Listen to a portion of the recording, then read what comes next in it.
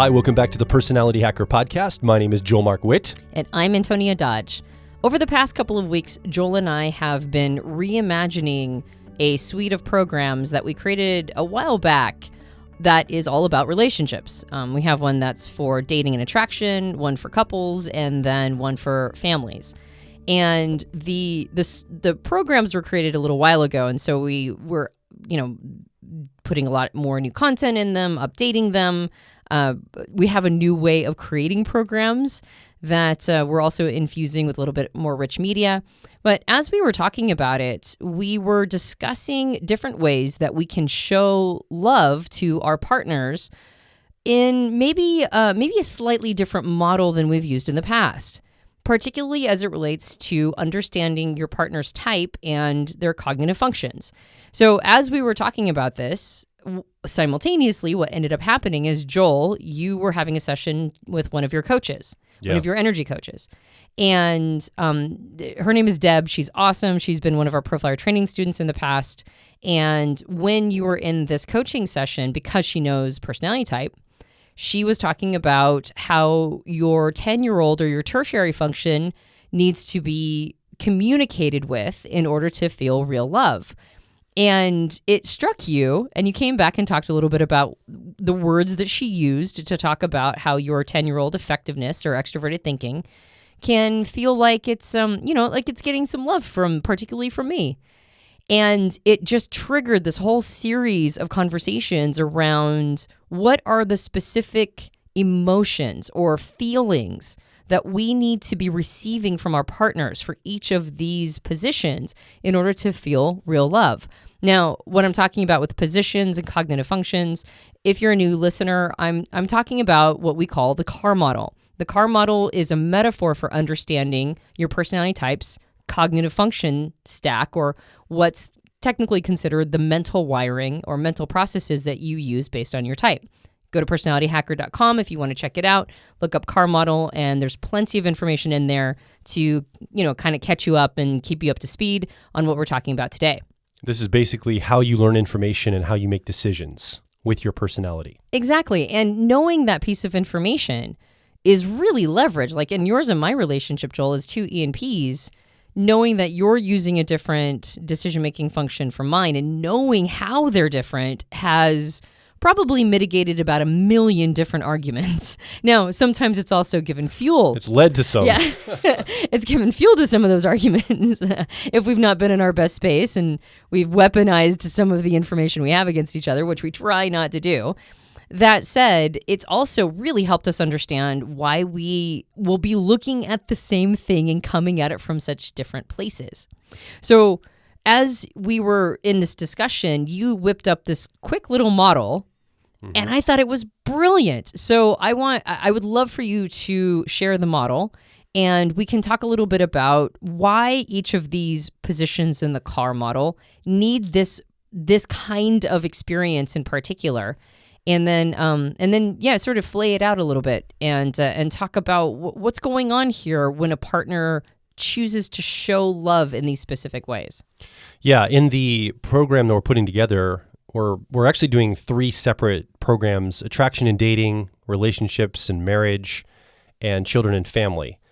And we're talking about in the programs themselves, we'll go deeper into this, where we talk about not only positionally, but what each function, like the actual function, like I use extroverted intuition, for example, as my driver process in the CAR model. In the program, we talk about how to specifically talk to that function itself, like we put focus on it. But in this podcast, we only have time to talk about the framework of the model itself, the positions themselves, not every single function in those positions. So we're going to break into 4 parts. We're going to talk about the driver or dominant cognitive function, the Copilot, if you're following the CAR model, or what's technically called the auxiliary cognitive function, the 10-year-old, or technically called the tertiary cognitive function, and the inferior, technically called the inferior, or we've nicknamed it the 3-year-old function. So in the CAR model, it's driver, Copilot, 10-year-old, 3-year-old. In technical Myers-Briggs terms, it's dominant, auxiliary, tertiary, inferior. So let's talk about the driver, dominant function first. And if you heard our podcast, it's probably many years ago at this point, about personality types and religion, we talk about how people that have different personality types relate to their religious experience that they grew up with. And we talked a little bit about the markers of someone who may choose to,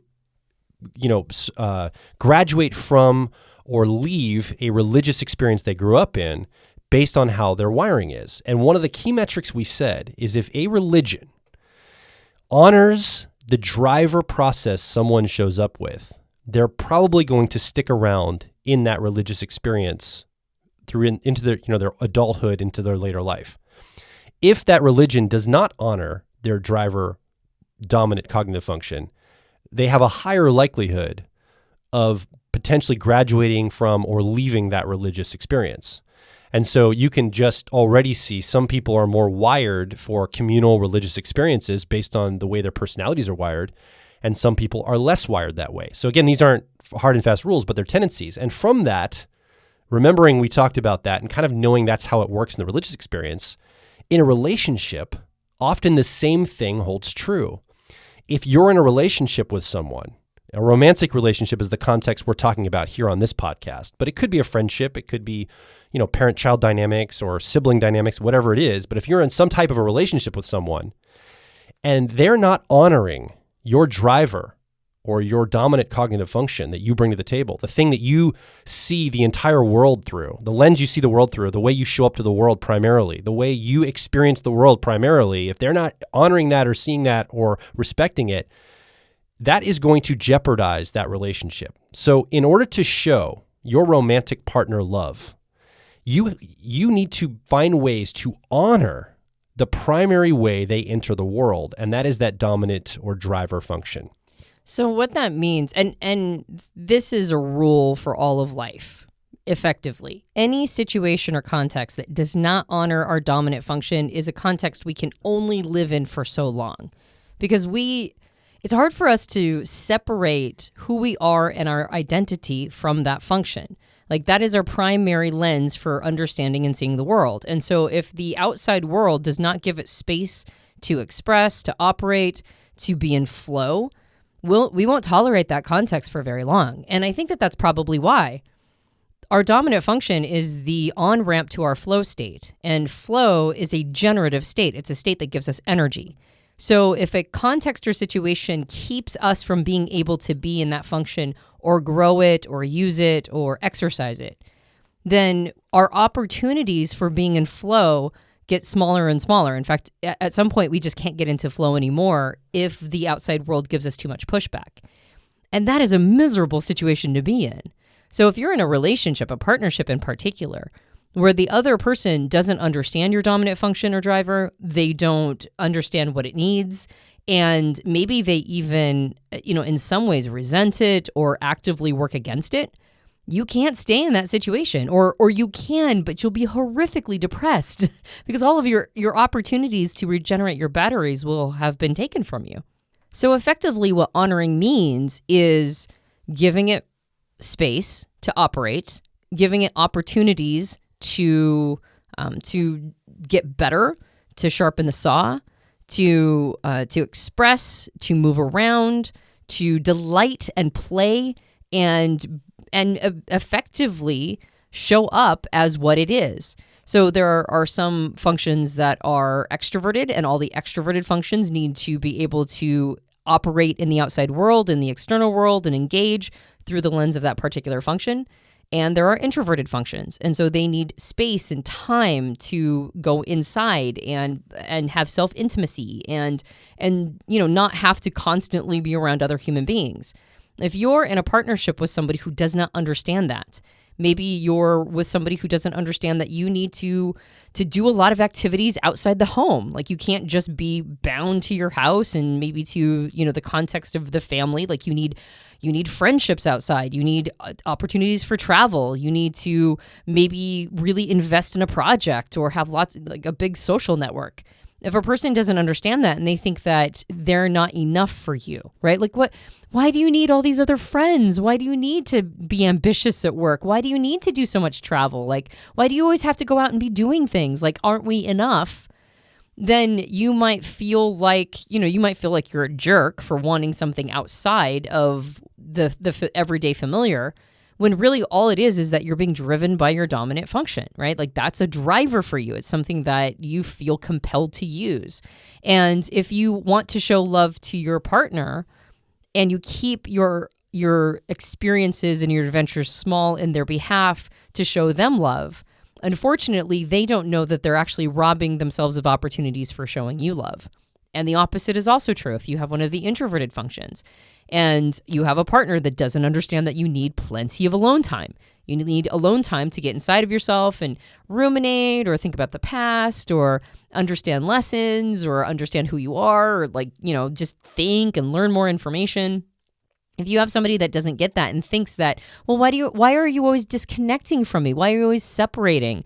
Like, why don't you come and do things with me all the time? It's the same thing, but a photo negative of the extroverted experience. And so a person might go, oh, okay, well, I don't want them thinking I don't like them. And so this person might feel like they're always like being pulled out of those, those rewarding introverted experiences.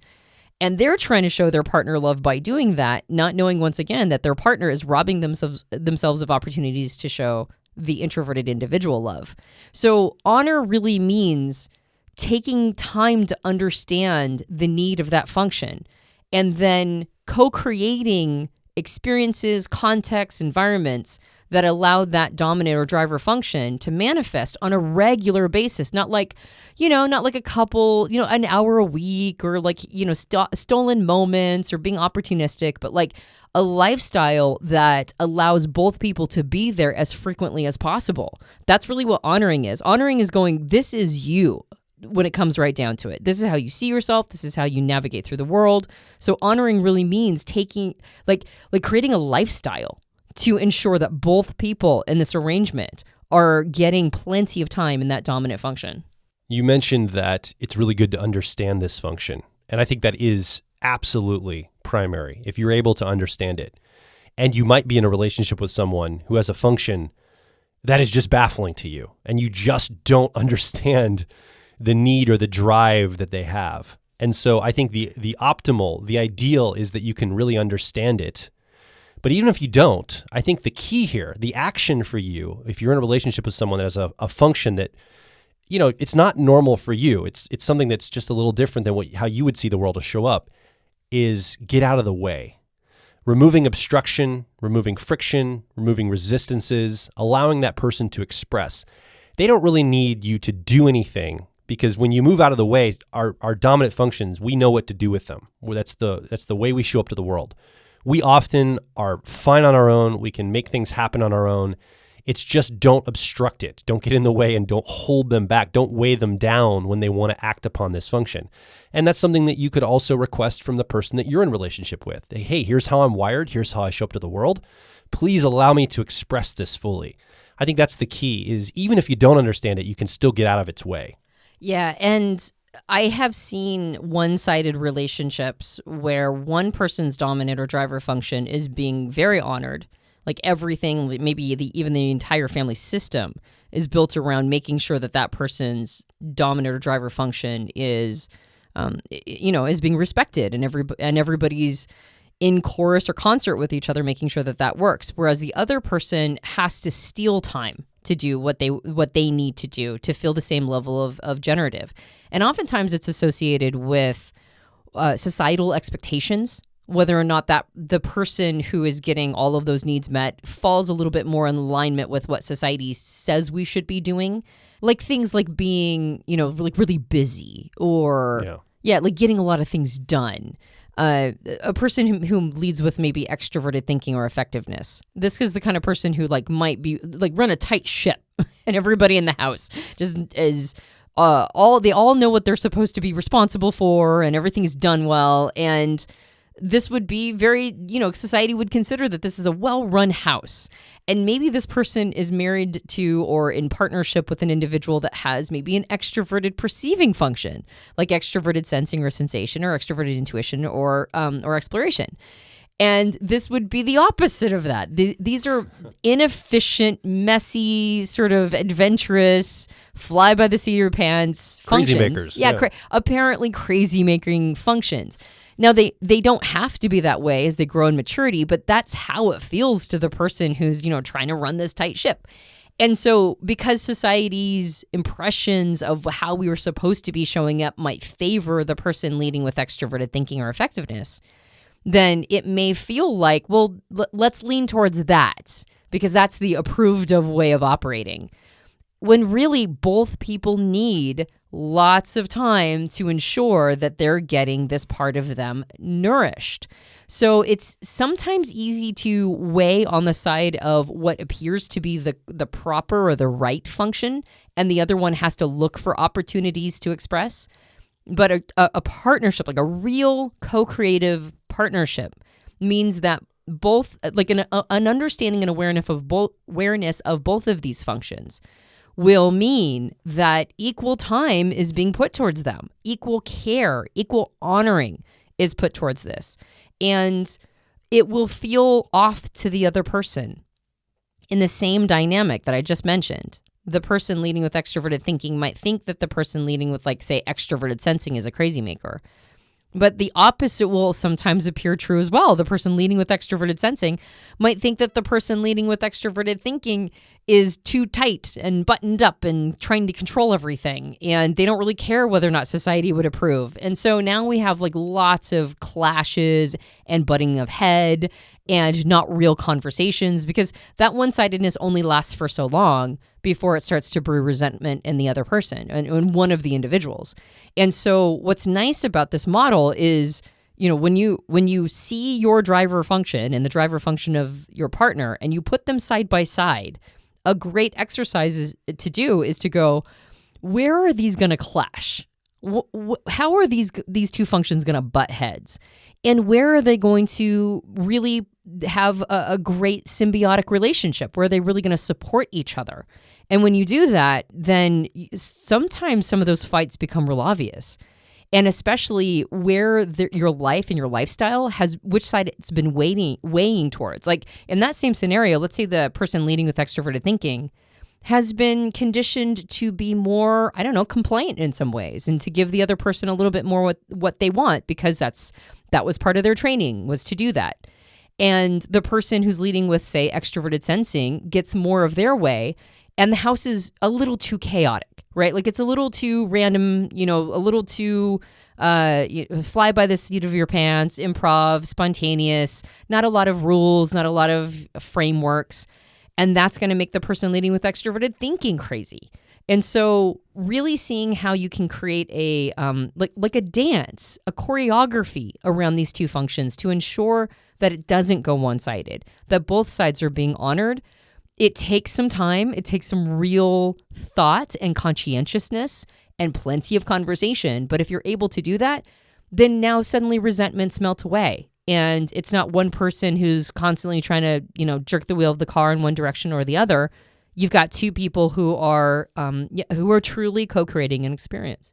You show me a couple that is together, that one or both are not honoring each other's driver function, and like a crystal ball to predict the future, I can tell you that couple most likely won't be together long term, like wholesale. You show me a couple that is making space and providing opportunity for each other, maybe not even doing it with your partner, but just giving them the space to go and exercise that function, be there in their driver dominant function. I'll show you a couple that's got a pretty good shot of staying together long term. Yeah. I know one couple where it's very one-sided, and every picture I see of them, the partner that gets everything they want is beaming in all of the pictures, and the partner that doesn't always looks like Eeyore. Looks like he got beat by a sack of pennies or something. Yeah, exactly. And I always feel so bad. I'm like, oh, I'm sorry that that's your fate. And who knows if that's sustainable, but that's what ends up happening. If a person is in that partnership, staying with that dynamic, Yeah. I mean, it might last, but at what cost? Yeah. Right? Like one person might be beaming, but the other person is definitely getting robbed in this arrangement. So I think it's a fairly good predictor. And even if it's not a predictor for staying together, it certainly seems to be a predictor for fulfillment in both partners. So for you and your partner, your romantic partner, a great conversation is just to look at your driver processes and just talk about the things that show up for you there, the needs you have, the way you want to express them. Just having a conversation, having some awareness around this can go a long way. Now, as we move to the second function we're going to talk about today, which is the Copilot function in the car model, or what's technically called the auxiliary cognitive function. This is a little different than the driver. So again, the driver is the way we show up to the world primarily. But our Copilot is something that we here at Personality Hacker talk all the time about, focusing on to grow and grow it with intention. Because we have some natural skill here. Obviously, we use this. This is our Copilot. But because it is a different attitude, meaning that it's a different focus than our driver, if our driver function is extroverted, that means our Copilot or auxiliary function is going to be introverted. And if our driver is introverted, that means our Copilot or auxiliary function is going to be extroverted. So this is a world we don't spend as much time in because we typically spend as much time as we can in our driver process, but we do lean on that Copilot a lot. So Personality Hacker, we talk about growing your Copilot. And it's been my personal experience, I think Antonia's as well, that when you begin to focus intentionally on growing that Copilot, it can get a little messy. Again, there's skill there, but when you have natural skill in something and then you start to put discipline and try to build like actual proficiency, like really dialed in skill, you got some natural talent skill, but you really want to get good at something, often you have to unlearn some things, and often things get worse before they get better. We see this again in our profile training students. Sometimes students will be really good. They'll go along, they'll learn how to profile really well, personality profile. And then all of a sudden they'll hit this threshold where they'll have a slump and they'll feel like they're regressing and they're losing the ability to do it. Now, often it's just going through a competency process, right? They're becoming more competent, but they're more aware of where they're not competent. So as you focus on this, it can become messy. And because it's messy, you might make some mistakes. You're testing some new things. You're trying to sharpen the saw, improve your skill around this function. And so really from a partner, what you need the most when you're focused on growing this is support. You need to know your partner has your back and they're going to pick up some of the holes you're going to leave because you're trying something new. You have scaffolding around the building you're building in your personality, and you're dropping hammers and some debris is falling and you're trying to build this new structure, and the scaffolding looks messy, and you need to be supported during that process. It's not going to be forever. And you're going to get better and better, and the mess is going to eventually get cleaned up more and more. But as you're focused on that support becomes critical. And so as you look at your partner and you think about their Copilot or their auxiliary function, start to think to yourself, what are ways that I could be supportive of their process of growth? Because I know it's probably challenging for them. It puts them off kilter. It makes them feel a little unsure of themselves sometimes. They can't just fall back on old patterns. What are ways that I could show up to help support them in this life and in this relationship? Yeah, there's what ends up happening when a person really dives into growing this part of themselves is that the life that you've built that doesn't include as much skill development in your Copilot or auxiliary starts to become unacceptable. Like I don't think that this is just overvaluing our own experience, Joel. Every person I've ever seen that does conscientious, real work on that auxiliary or Copilot function ends up realizing that there are relationships they've been tolerating that they shouldn't have been. There are choices they made in life that were not authentic to them, and now they need to change those choices, that they need to become more of themselves. It's almost like your essence is really found in the combination of your driver and your Copilot, meaning that when those two parts are working together, you feel the most like yourself. And that's a really nice feeling, but what if you've built a life that was designed for the previous incarnation of your ego, which wasn't yourself, right? Like you've been building a life for somebody else. And usually it's based on a lot of messaging you've gotten from the outside world of the quote unquote kind of life you're supposed to be living. So this might include more self-awareness. It might include more radical honesty. It might include building better boundaries so people don't take advantage of you. It might mean getting more ambitious and taking on like bigger things in life and suddenly changing or shifting your priorities. It might be more adventure. It might be more excitement. It might be getting out of your shell and not being, so sort of stuck in a rut as much. Or it could be dealing with past trauma or understanding bigger implications of the world and wanting to make a bigger impact. I mean, there's all sorts of things represented in developing the Copilot, which is why it can get really messy. So when you talk about support being one of the best ways to show love to this function, what it really means is that as the person is sort of bumping their head and stumbling and maybe changing sort of the core of their life, particularly when you're a partner with them, that can be really scary as a partner. What are these changes going to mean? Am I still a part of the new life that they're entering? Like, do I still have a place? Some of these can be really disconcerting thoughts as you watch somebody start to level up.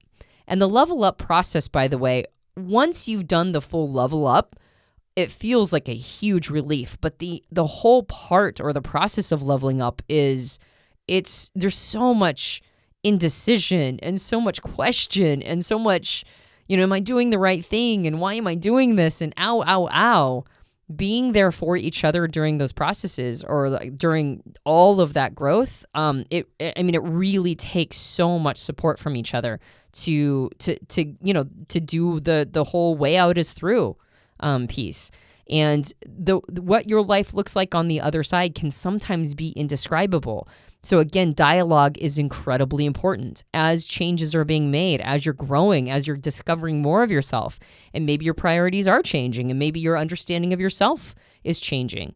That's why support is crucial, but so is from the person who's growing, lots of high quality dialogue, lots of conversation about what's going on for you as you're making these big shifts. In a perfect world, you and your partner would want to grow together, because when you grow together, you increase your shared values and interests, which we think is the greatest foundation for a relationship.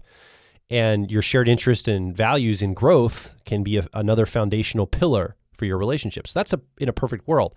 But often partners are growing at different rates, or one has decided to grow and the other hasn't. And you have to watch this for yourself when you see your partner growing, or you have to be observant of your partner's responses to your growth. Because even without intent, what Antonia said, it's scary to see a person you've known, maybe even for a long time, all of a sudden start to change, start to grow. Am I going to be left behind? Are they still going to love me? What does this mean? How are we going to relate? Like, all these questions come up. They might not even come up super conscious. They might be unconscious for you. And then not on top of that, it's not even a matter of not being able to support them, but you might unconsciously, or they might unconsciously undermine the ability for that growth to happen. And so that's something else to be aware of and watch for. Is we have these very insidious, unconscious responses to people changing around us. We know how to relate to them as they are right now. We've related to them maybe for years. We know who they are. We know who we are. We know the dynamic. Everything's great. It's all set. I love it. All of a sudden, somebody starts to grow and change, and it starts to throw everything out of whack. All the dynamics are changing now, and it can be very tempting. I've seen it happen in my life. I've seen it happen in other people's lives, where I get triggered to undermine someone's growth or try to hijack it, or just remove my support from them. So watch for that and have dialogue and conversation about your growth. This is tough for the person growing. If you're focused on your Copilot, you're going to be out of your comfort zone a lot. It is a natural talent for you, again, to be there, but being out of your comfort zone because you're putting skill to it. You're sharpening the saw, and there's a lot of like 2 steps forward, 1 step back. You make some messes, you make some mistakes, you're trying new things. You're using that talent now in very skillful ways. And so that support is so, so critical. I'm glad you mentioned basically what I was talking about. I was like, when you're growing together, you're going to want to be very supportive. Yeah. I'm glad you mentioned it's like, and also in the real world, it's rare when you've got 2 people who are that dedicated to it. It's amazing and awesome when you do, but most people are, like you mentioned, most people are at sort of different paces. And one of the big questions that we get on a regular basis is, how do I encourage my partner to grow their Copilot? How do I encourage my partner to like get into personal growth and development? And the answer, there's a twofold answer that isn't terribly encouraging, unfortunately. The first one is be an example of what it looks like and allow them to experience the benefits of it. And during the growth process, they might not be experiencing that many benefits because you're not experiencing that many benefits yet if you're just started. That said, over time, the whole purpose of growth is that you eventually get to a place where you're starting to see return, right? You're starting to see gain for this. Maybe you're more chill. You're not as easy to trigger. Maybe you take a step back when normally you would take a step forward and start fighting. You take a step back and you catch your breath and you go, okay, let's handle this, in a more mature way. And those are the kinds of benefits the other person will see and experience. And that might make them feel bad, right? Like, oh, now you're taking the high horse or whatever. But most people eventually will go, you know what? I actually like this. I like this behavior. And if the person has, maturity in them, they'll want to model it. And the second thing you can do is support the Copilot, meaning that anytime they're in that function, so it's good to understand their function and understand it in a way that allows you to recognize behaviors that are them evidencing this part of themselves when they get out of their comfort zone to do something. And when they are really tapping into it and using it or maybe exercising it, to be supportive in the sense that you see it and you give maybe verbal affirmation, maybe really like encourage them, maybe say, hey, I've noticed that you've been doing this and I think it's awesome and I'm so grateful that you are. This can be, anything from maybe things that you take for granted. Maybe they're every day out there doing their part to support the family financially or to support the family in other ways. Or maybe they're just really good at holding space for your complaints. Like you come back, you're complaining about your day at work, and they're really awesome about listening. And that's them being in their Copilot if that's evidence of them being in their auxiliary or Copilot function. Whatever it is, maybe even helping you figure out better arguments or strategizing how to ask for a raise or whatever it is. If it's going back to them expressing that auxiliary or Copilot function, once that activity is complete, just taking a moment to go, thank you so much for sharing your talents with me. Thank you so much for showing up in this way. I really, really appreciate it. And I just how anytime you want me to help you with this, let me know. And so it's really verbally showing that support in those ways. And so you can't really force anybody to grow. That's completely on the individual. But if you reward them by showing gratitude every time they do, and then recognizing all the moments they do that you would normally take for granted, then you are definitely showing support. And then coupled with the modeling of your growth and development, that 1-2 punch might be very persuasive. We will be right back. If you're focused on personal growth, I think you'll resonate with our core content over at personalityhacker.com. We want to see you understand how your mind is wired so you can generate motivation, improve social skills, find career opportunities, and master excellent decision making. But a quick warning, we are advice and action focused in all of our articles, podcasts, and videos. This means that we attract people who like to be challenged to become excellent, to take action, to put in the work to optimize themselves, not simply just gather more information. If you are committed to personal growth and ready to radically find your inner truth, then come over and be a part of our growing community of like minds at Personality Hacker. Now back to the show. So as we move on to the next cognitive function in the CAR model, positionally, we're going to talk about the 10-year-old process in the CAR model, or what's technically called the tertiary cognitive function. And I'm reminded of a conversation we were having yesterday on our profiler training question and answer session. We actually do 2 of these a month with our profiler training students. We were helping a student workshop their profiling experience. So they're sitting down with people and doing profiling sessions, and they were getting a lot of confusion around the driver and the 10-year-old when they were talking about their process. And we basically were telling them, look, the reason why you get false reads, sometimes you read somebody and you think that they're 10-year-old or tertiary process is their driver, and you mistake the personality type altogether, is because we all have a tendency to brag a lot about our 10-year-old or tertiary process. So if you sat down with me, for example, and you had a conversation with me, and you asked me about the things I do and how I go through my life, a lot of the conversation would be me bragging and telling you how amazing my extroverted thinking is as a cognitive function. Now, I may not use those words if I don't know type, but I do know type, and I probably would literally tell you, oh yeah, I'm really good. Like, this is what I do, and this is the stuff I've accomplished, and this is how well I'm doing at it. And I'd probably spend a lot of time articulating how well that's going for me and how good I am at it. And we've noticed, doing this for over a decade now, a lot of people, in fact, most people, overvalue their 10-year-old or tertiary cognitive function or process. We have a very interesting relationship with it. And we tend to, we have such an interesting relationship with it, we really want to get a lot of credit for it. When we put it out there, it can often be a struggle. It's not something that's super mature in us, but we have enough relationship with it that we can understand enough to know that we like it, we want to use it, we want to put it out there, we want to have other people see it or notice it, and we tend to put it forward. We tend to brag about it, and we're looking for something back from people. We're looking for other people to recognize and appreciate this about us.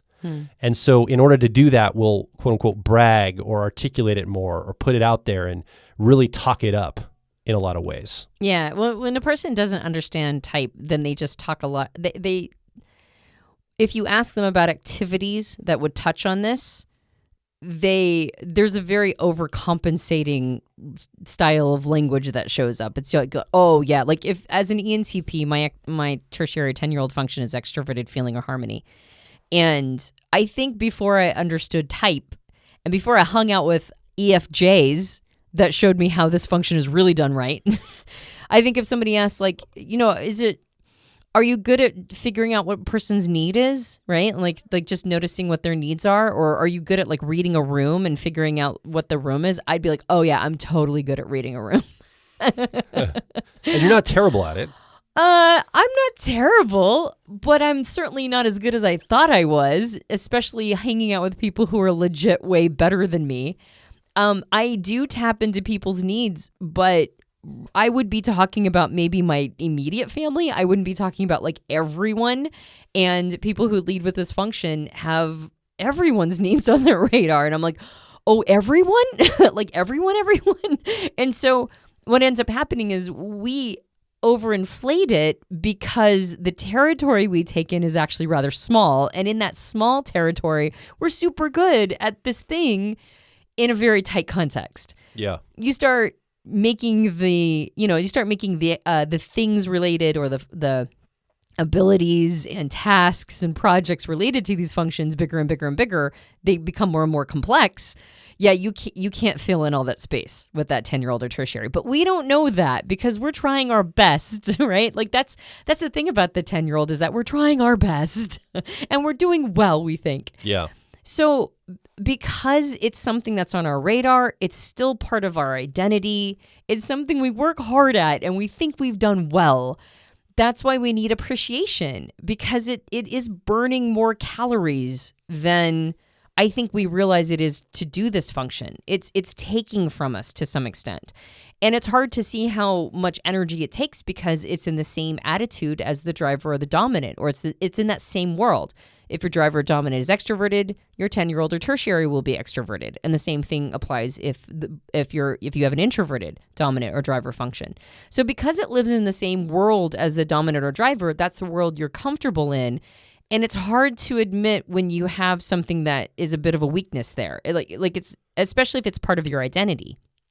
And so when you're doing things with this function and you're burning a lot of calories to do it, even if you don't personally recognize how many calories are being burnt in an effort to do this maybe even well or continue to stretch and grow it, some feedback, some kudos, some slaps on the back really go far. Yeah. It's like, oh, thank you so much for noticing.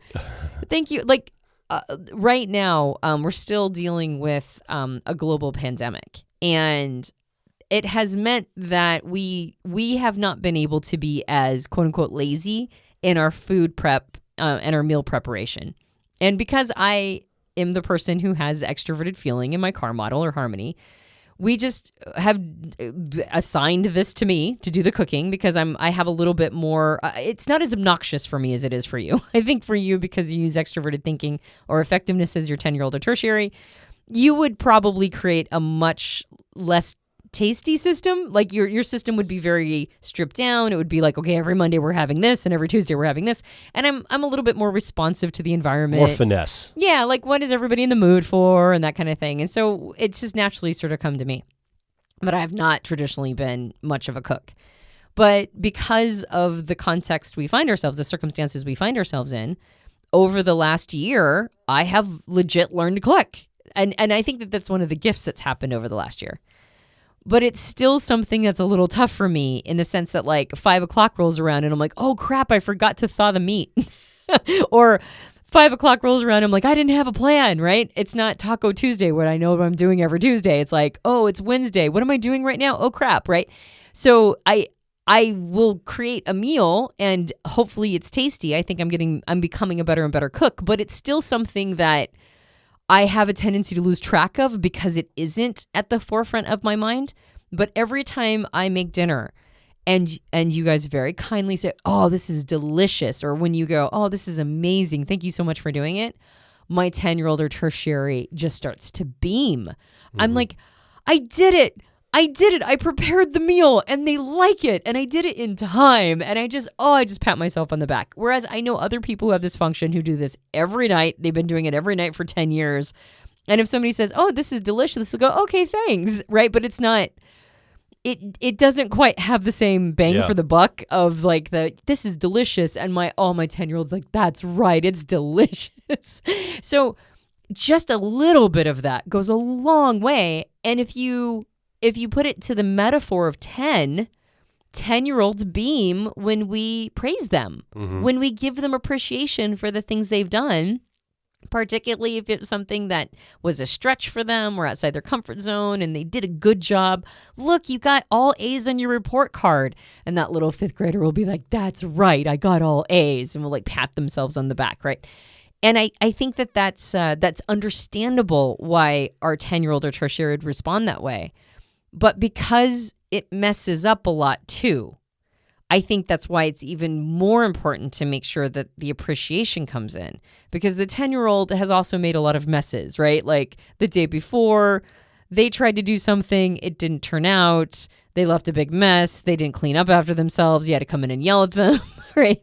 And so it's easy to get on the case of that function. It's easy to see all the ways in which that function isn't showing up or has messed up a little bit. And that's one of the reasons why we get so defensive and protective of it. Because just like a parent of a child, you see all the good things they're doing, whereas somebody else might just see all the times they've messed up. So when our partner doesn't just see all the times our tertiary or 10-year-old functions, quote unquote, messed up, it also sees all the positive things that comes from it. Man, we just feel so seen and we feel so loved by our partner that they are experiencing it the same way that we are, that there's also good stuff here too.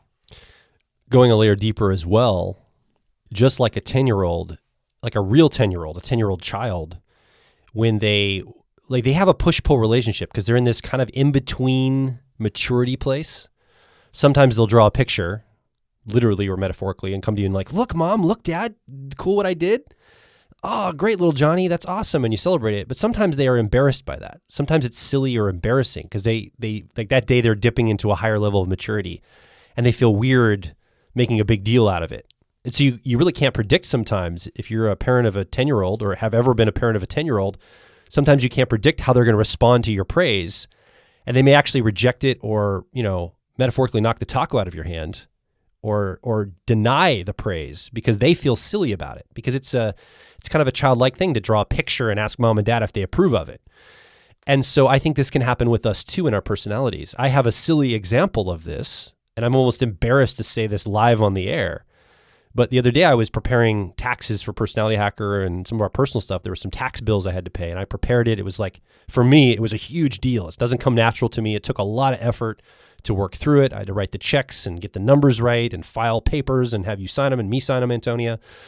and I put them all in envelopes. You were doing something else. I think you were working with Piper, our daughter, doing school, or you were on a meeting or something. And I got all the checks lined up in envelopes to mail out. And I was going to walk them out to the mailbox. And instead, in my head, and this was conscious, this was not unconscious, I put them on the kitchen counter. And I thought, I want her to know I did all this. And I left them there until you were done what you were doing so I could brag about it and be like, hey, so I did all this. And I like articulate it to you to get that hit of appreciation. Oh, I didn't know this. Yeah. In fact, you even said, are you going out to the mailbox? I was like, oh yeah, I am. And you're like, can you take the taxes out with you when you go and put it in the mailbox? And I make like a big deal about what I did. And I'm like telling you all the paperwork I did and everything. But I kind of feel silly like asking for praise, or like if you had acknowledged, oh, you need to be praised for this or acknowledged for this, I probably would have had a weird relationship with that. But I still wanted it. And I watched my behavior doing this. And I get over it's not that big a deal, but it can sometimes feel silly, right? To want these things. First of all, that's adorable. I didn't know. And thank you very much for owning it or copying to it, because I think that that's really sweet, actually. And I think that that's a really interesting point to make, that if you ask for praise for this part of you, then yeah, it is embarrassing. You're probably not going to. Like your partner is probably not going to ask you directly for it. So we do something in the house called Caught in the Act at dinner, which is we around the dinner table, we try to find moments where the other person has done something that was really great. And then we say, I noticed that Piper, when I asked her to do her daily paragraph, she didn't complain at all. She just wrote it the first time through, and it was really well. And so I caught her in the act of doing that. And basically what I'm hearing from you, Joel, is that you're basically saying that with that 10-year-old or tertiary function, sometimes you have to catch them in the act. You have to get familiar enough with what your partner's 10-year-old or tertiary function is and understand the behaviors that come from it. And then when they're doing that, like put conscious attention towards observing when they're doing it, knowing that it's going to be a stretch, knowing that it's going to burn extra calories to do, and then catch them in the act, right? As opposed to waiting for them to come tell you they've done this. Go, thank you so much. I really appreciate that you do this. And what I've noticed from you, Joel, is that when it comes to things like making dinner, every night or something to that effect, oftentimes you won't say it right after dinner or during the dinner hour. You'll tell me like the next day. You'll say, I really want to appreciate that, or I really appreciate that you make dinner every night during COVID. Like I just really appreciate that you've taken up the mantle on that one, and you've just handled it, and I don't have to think about it, and I just, I know that dinner's going to be done that night, and I'm just really grateful. And so when you do it and it's detethered from the act, it feels like it was an even more, like it's been on your mind. It feels very thoughtful. It feels like this is a real thing, not something that's just simply being, well-mannered. Like you're supposed to say thanks when somebody makes you dinner, but if it's still on your mind the next day in the middle of the day, then that means that it was authentic and legit and you're really feeling this way. You're not just being kind. So, or nice. And so I think that is I think that's a good nuance to this function and how this function can really feel loved and appreciated from their partner. So 2 things from that then. When you're thinking about your romantic partner and you want to develop a superpower for relating to them, to really show them love, do what Antonia just said. Focus on watching, like understand what their 10-year-old tertiary is, and then watch when they manifest that in good ways. And it may not be service toward you. It might just be a positive expression of it, or they might have had a real big challenge around doing something with this. It might be for them, but you appreciate it and you show like respect to it, give it credit, build it up. And I think that partner of yours will just really feel loved and cherished by you appreciating that part. And then I think get brave and get past the silliness of asking for appreciation too, and say, hey, I did this. I feel like I want to be appreciated for this, and be direct about that. It can feel really silly sometimes and feel like we're needy or something of that nature. And I still think that can be a really strong way to get what you need for this, because your partner may not be tapped into this for you. But if you could articulate, hey, this is sometimes challenging for me. I've got a weird relationship with this part of myself.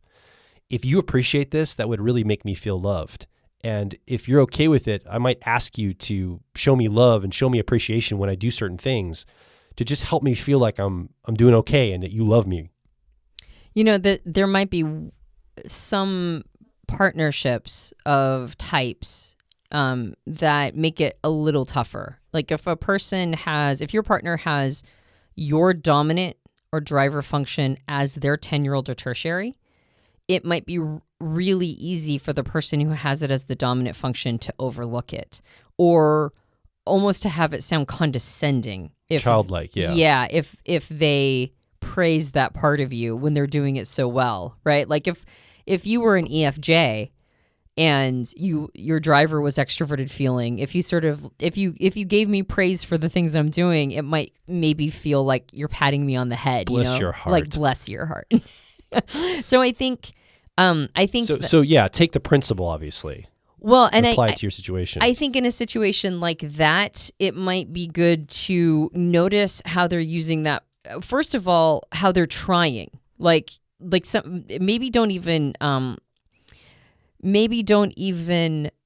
say something specific more that, or I really appreciate that you're trying so hard to keep the house organized. Like, good for you. Even while I would be looking at the person knowing that they're like a million times better. You actually don't suck at this at all. Yeah, wow. You're not sucking as much as I thought you would. Good job. Right? Like it would be actually more about general effort, right? Like thank you for putting so much effort into this dynamic. Thank you so much for putting so much effort into this partnership. I know that not everything that you're doing is in your wheelhouse. Like not everything you do for us as in our relationship or in our partnership is something that you enjoy doing and is necessarily in your wheelhouse. And I want you to know that I see it.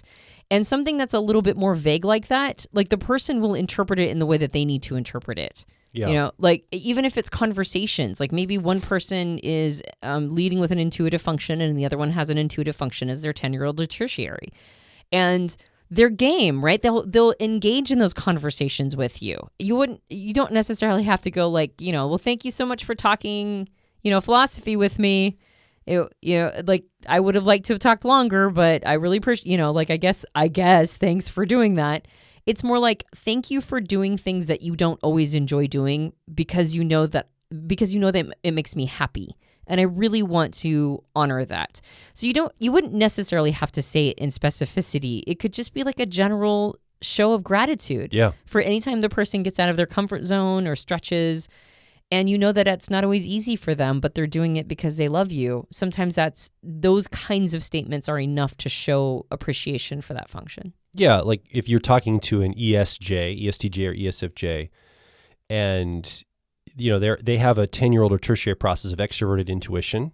It's connecting the dots, free form, a little bit more perceivery part of them. It's the fun part of them that might be up for anything at any time. You could say something like, I just really love the fun part of you. When we go do a family event or we're out as a couple, I just love when you have that really fun banter or you bring that fun part of you. It could be something as simple as that. It doesn't have to specifically say when you did this one thing. It could just be honoring that or appreciating it more specifically. I think that can go a long way. And the other thing is, don't make fun of this part of your partner. Like that's a really tough part. Again, imagine metaphorically, we're talking about a 10-year-old process. So as a real child in your life, if everyone's been a child, or you have a child at 10 years old and you draw a picture for mom and dad, and if one of your parents made fun of it or picked it apart or ridiculed it or made you feel belittled about it, if you have that experience, I'm sorry for that. But can just imagine if you haven't had that experience, how that would feel. It would feel awful. So we all have that little part of us too. We don't want to be made fun of. And this is a challenge, right? We overvalue this. We think we're good at it. We want appreciation. But the opposite of appreciation, if we belittle it or make fun of it, can really hurt. It can cut right to the core. Oh, man. And 10 years old is when you're standing at the entrance door of the most humiliating time period of your life. Middle school. Puberty, middle school, preteens, and you're just right on the cusp of that. And so you're starting to get sensitive. Like these are your early sensitive years. And so you especially don't know what to do about that or how to navigate. So when we pick on this part of our partner's, personality type, that's hitting below the belt. And so not that that part isn't going to be obnoxious. 10-year-olds are often obnoxious. I'm not saying that it's not going to be obnoxious, but understanding that that's that part of them. It can be annoying. It is defensive.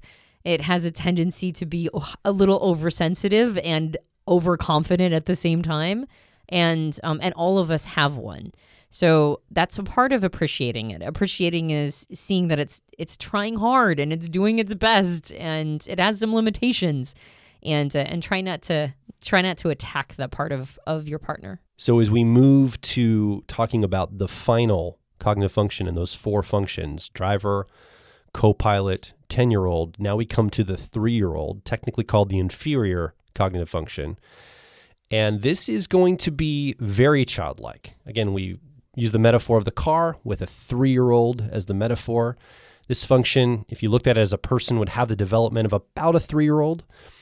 And it's something that we all have a relationship with, but it's a very tenuous relationship. It's a very complex relationship. Sometimes we don't see it. Sometimes it can be a blind spot for us. Sometimes it can just explode out of nowhere and take over our entire personality, and we don't even know where it came from. And we're like, wow, that was not me. What was that? I have no idea.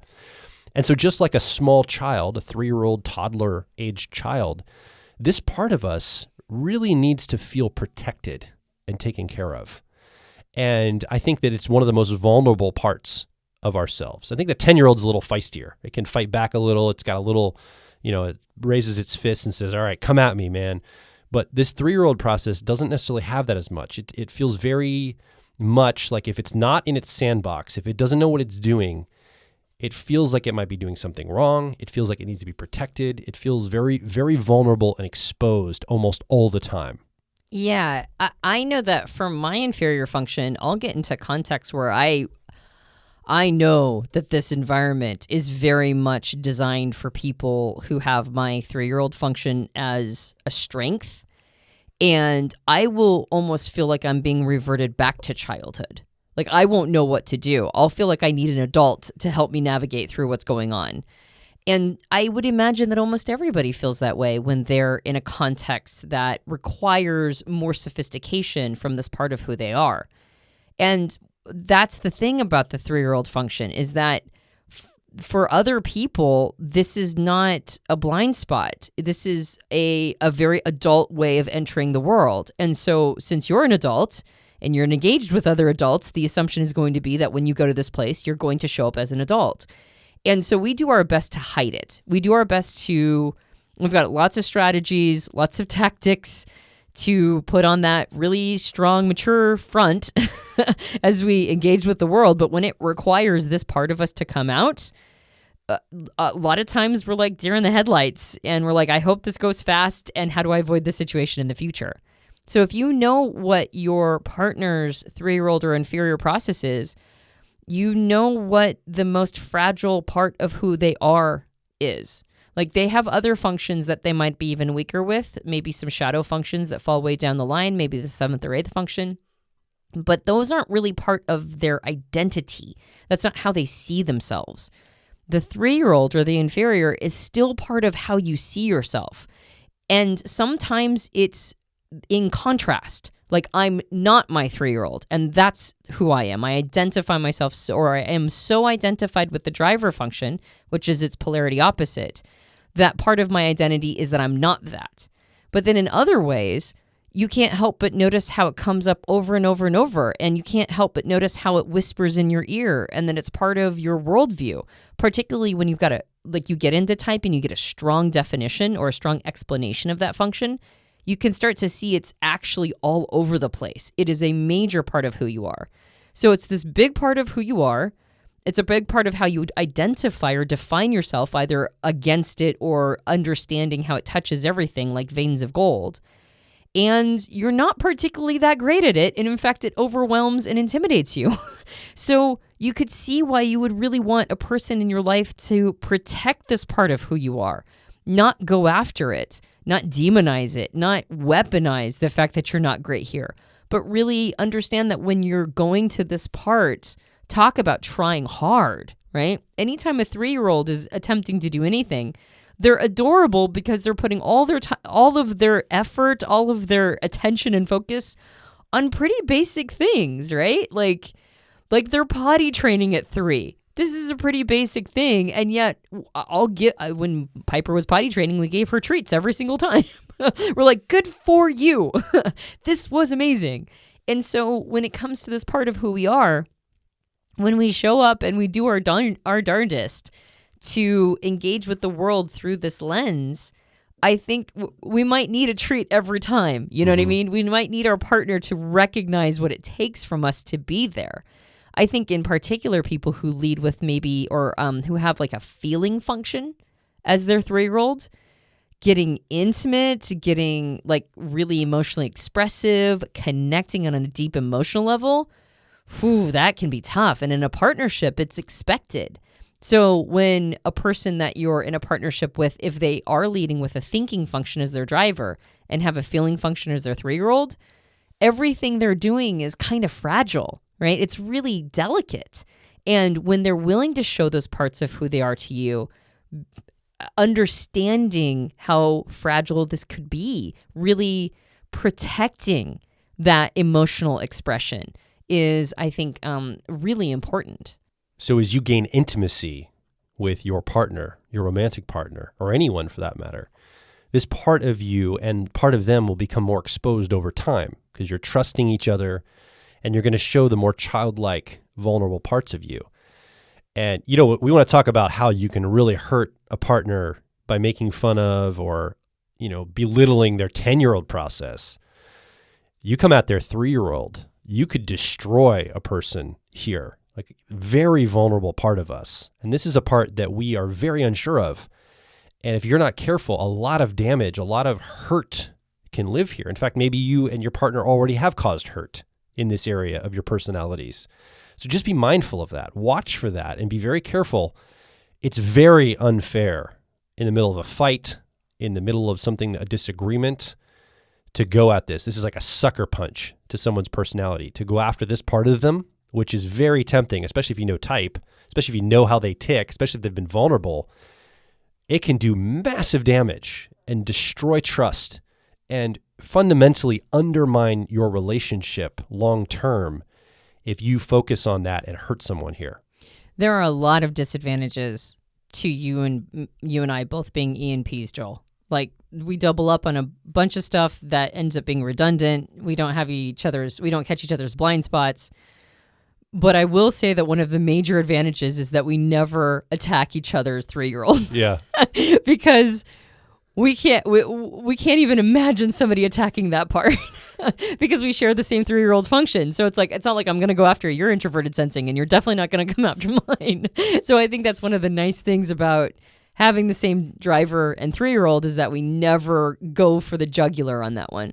But I think another piece, but if you have, if you're in a partnership where your driver is the other person's 3-year-old and vice versa, it's real easy to go after it because it's so obvious to you. And why isn't the other person seeing it? So if you, the listener, are in a partnership where that's the dynamic, which is common, by the way, because polarities attract. That's right. Then you have to be real careful about that one. Like, make sure that you're not hitting that place because, man alive. And what ends up happening, of course, is because we've all trained ourselves to not show that vulnerable part to the general public. As we gain in intimacy, we expose that part more and more, but somebody goes after it and like the castle gates come up and the crocodiles go back in the moat and we just disconnect from the other person because we're not going to let them hurt us there. So it's really important to have a protective relationship with that part of your partner. That doesn't mean that you let them get away with stuff. And by the way, none of this means you let your partner get away with bad behavior, right? Like, we've said it many, many, many times. Type is not an excuse for bad behavior. And we're making the assumption that everybody is doing this in good faith, right? Like, your partner's trying their best and you're trying your best and you're trying not to weaponize any of this information. And here's how you turn it into a tool for building the relationship, not a weapon for destroying it. So this is really about like sort of the ideal way of experiencing all of this and showing love to your partner. But it's not to say that if they're acting badly, that you're just going to take it and be like, well, I have to protect the 3-year-old, even though they can't get their life together, or even though they're being a big jerk here or whatever. That's not what we're trying to insinuate. We're talking about sort of a 20,000 foot view level of how to engage at your best with your partner. And if you can do this most of the time, you're probably going to, stop a lot of fights before they happen, or maybe hold space or show higher levels of appreciation with each other. That's really, we know we're talking a little bit in idealistic terms, but, it's like that's what we're all shooting for, right? It's as close as to that as possible. I just had one more thing to say about the 3-year-old, and then I think we could probably wrap up. But part of protection when it comes to little kids is not putting them in situations that would overwhelm them, like not feeding them to the wolves, basically. So when you get a good description of what your partner's 3-year-old function is, and you understand the kinds of contexts that would overwhelm that function, if you can, try not to set your partner up for failure.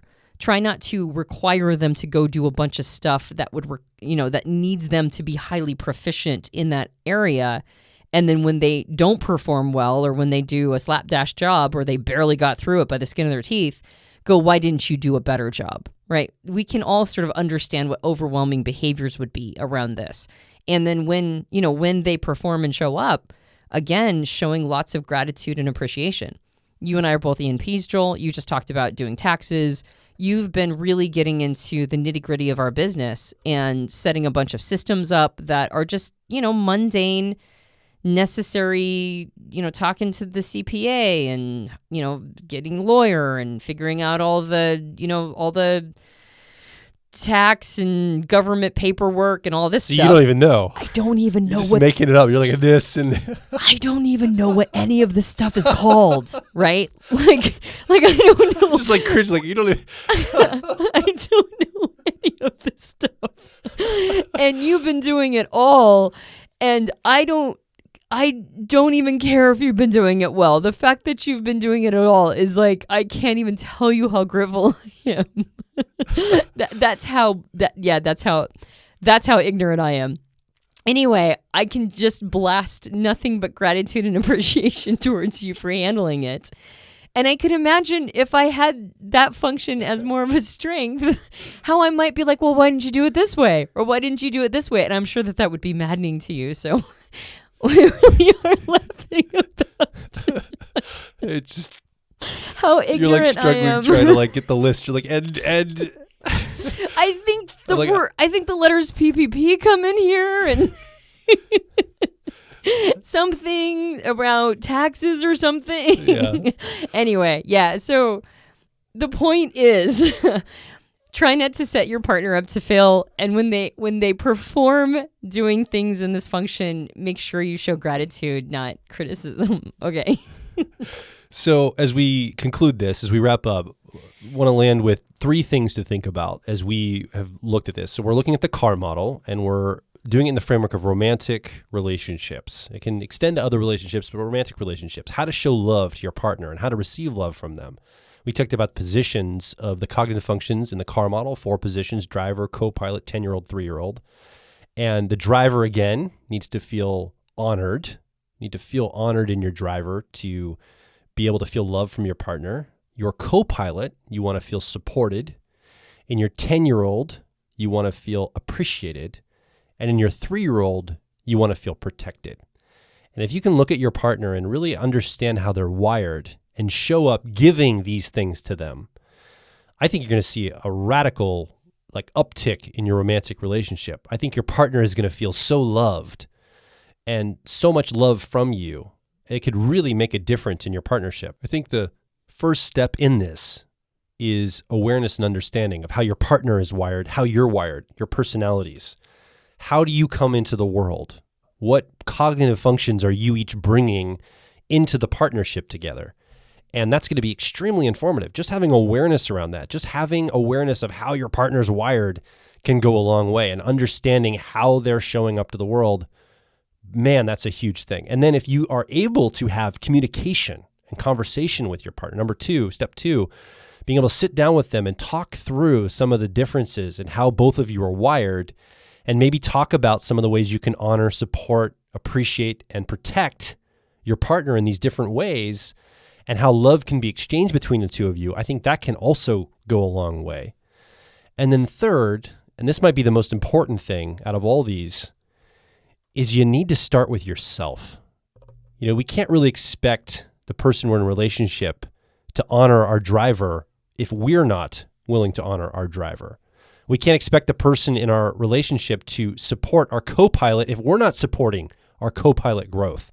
We can't expect that person to appreciate our 10-year-old if we don't have a sense of appreciation for how we show up.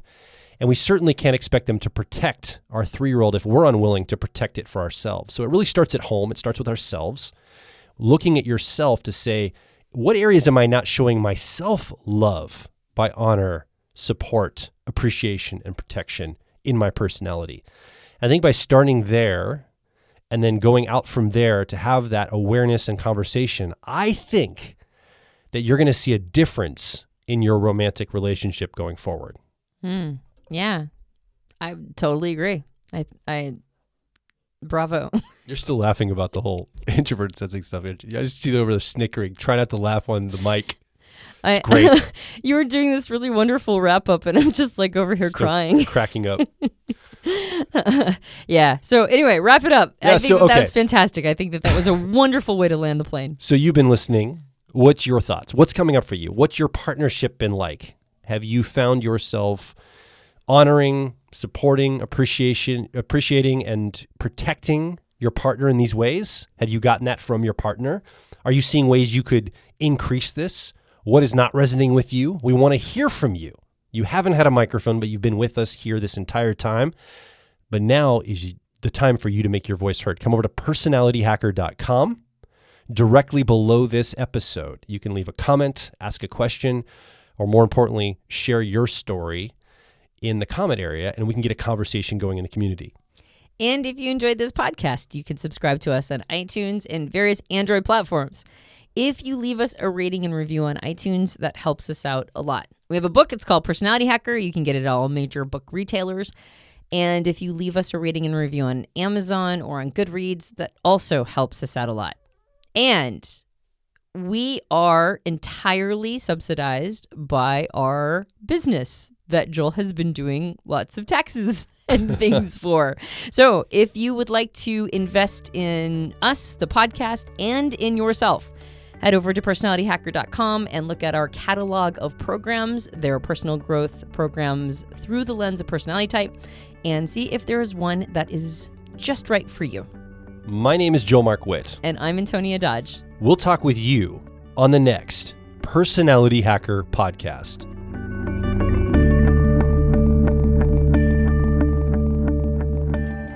If you're focused on personal growth, I think you'll resonate with our core content over at personalityhacker.com. We want to see you understand how your mind is wired so you can generate motivation, improve social skills, find career opportunities, and master excellent decision making.